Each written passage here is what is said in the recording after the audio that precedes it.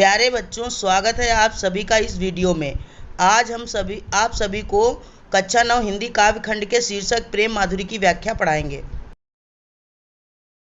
यह प्रेम माधुरी शीर्षक भारतेंदु हरिश्चंद्र जी द्वारा रचित है और इसमें भारतेंदु हरिश्चंद्र जी ने वर्षा का वर्णन, गोपी उद्धव संवाद तथा श्री कृष्ण के वियोग में व्यथित गोपियों की मना स्थिति का वर्णन किया है।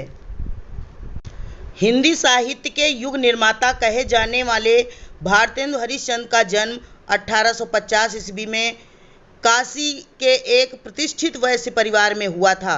इनके पिता गोपाल चंद्र गिरधर दास थे, जो ब्रजभाषा के अच्छे कवि थे।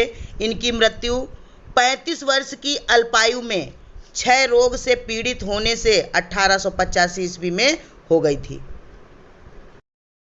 प्रस्तुत पंक्तियों में कवि ने वर्षा ऋतु के आगमन पर होने वाले अनेक प्राकृतिक दृश्यों का वर्णन किया है।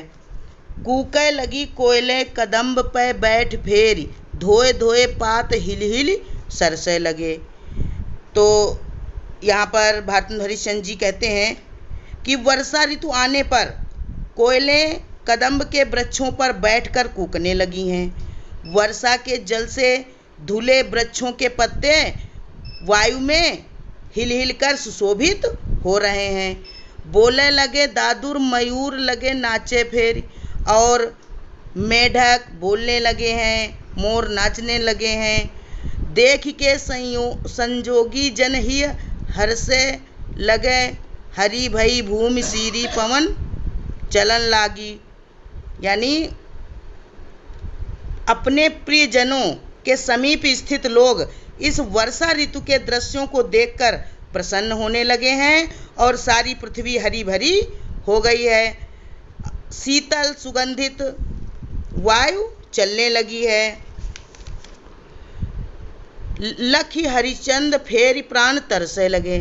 तो ऐसे सुंदर दृश्य को देखकर भारतेंदु हरिश्चंद्र जी कहते हैं कि मेरे प्राण अपने प्रिय से मिलने के लिए तरसने लगे हैं।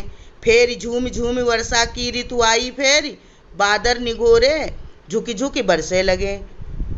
झूमते हुए बादलों के साथ ये वर्षा ऋतु फिर से आ गई है और ये निगोरे बादल धरती पर झुक झुक कर बरसने लगे हैं। देखते हैं अगली काव्य पंक्तियां। जियपै जू होई अधिकार तो विचार कीजिए, लोक लाज भलो बुरो भले निर्धारिये। नैन श्रवण कर पग सबे बस परबस भय, उतर चली जात इन्हें कैसे कह संभालिए। यहाँ पर भारतेंदु हरिश्चंद्र जी कहते हैं कि गोपियाँ कहती हैं कि हे उद्धव, यदि हमारा अपने मन पर अधिकार होता तो हम लोक लज्जा, अच्छा बुरा आदि का सब निर्धारण कर लेती, पर हमारे नेत्र, कान, हाथ, पैर सभी तो परबस हो गए, यानी पराये वश में हो गए हैं। परबस भय, उतर चली जात इन्हें कैसे कैसे संभालिए, और ये उधर ही बार बार चले जाते, यानी श्री कृष्ण की ओर आकर्षित होते चले जाते हैं। हम तो सब प्रकार से, गोपियाँ कहती हैं, पराई हो गई। हरिचंद भई सब भांति सो पराई। भारतेंदु हरिश्चंद्र जी कहते हैं कि गोपियाँ कहती हैं हम तो सब प्रकार से श्री कृष्ण की हो गई हैं। इन्हें ज्ञान कही कहो कैसे कह निवारिये। इन्हें जो मतलब कहती हैं कि हमें ज्ञान का उपदेश देकर आप कृष्ण से विमुख कैसे कर पाओगे। मन में रहे तो ताहि दीजिए विसारी मन, आपे बसे जामे ताहि कैसे कह विसारिये। यहाँ तो मन में बसा हो जो, तो उसको भुलाया भी जा सकता है, किंतु स्वयं मन जिसमें बस जाए तो उसे कैसे भुलाया जा सकता है। तो कहने का मतलब यह है कि गोपियाँ कहती हैं हम श्री कृष्ण को किसी प्रकार से भूल नहीं सकती हैं। अगली काव्य पंक्तियाँ। यह संग में लागिए डोले सदा, बिन देखे न धीरज आनती हैं। छिनहु जो वियोग परे हरिचंद, तो चाल प्रलय की सुठानती हैं। बरुनी में थिरे न झपै उझपै, पलमय न समाइबो जानती हैं।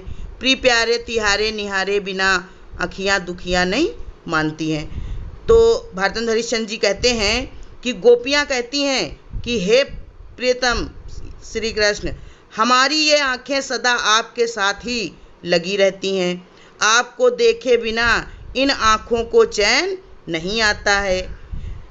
ये क्षण भर को भी आपसे वियोग में हो जाती हैं या आपसे बिछुड़ जाती हैं तो ये आंखें प्रलय ठान लेती हैं, अर्थात इन आँखों से आंसू बरसने लगते हैं। ये कभी बरौनियों में स्थिर भी नहीं, बरुनी में थिरय न झपय उजपय, यानी ये कभी भी पलकों में बंद होना भी नहीं जानती हैं या बरौनियों में स्थिर नहीं रह पाती हैं। इसलिए हे प्रिय प्यारे श्री कृष्ण, आपको देखे बिना हमारी ये दुखियारी आँखें नहीं मानती हैं। देखते हैं अगली पंक्तियाँ। पहले बहुभांति भरोसो दियो, अब ही हम लाई मिलावती हैं। हरिचंद भरोसे रही उनके, सखियाँ जे हमारी कहावती हैं। अब वेई जुदा हुए रही हमसो, उल्टो मिल के समझावती हैं। पहले तो लगाई के आग अरी, जल को अब आपू धावती हैं। तो यहाँ पर एक सखी जो है वो दूसरी सखी से कहती है कि हे सखी, पहले तो तुम हमें तरह तरह के भरोसे दिए कि हम अभी श्री कृष्ण को लाकर तुमसे मिला देती हैं।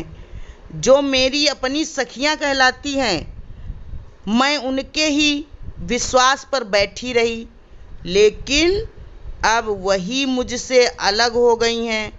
श्री कृष्ण को मिलाने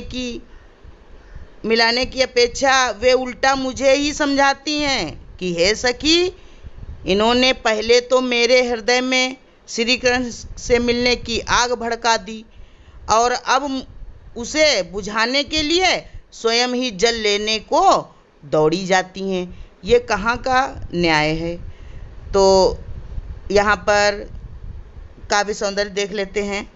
भाषा ब्रज, शैली मुक्तक, रस वियोग श्रृंगार रस, छंद सवया, अलंकार अनुप्रास, गुण प्रसाद।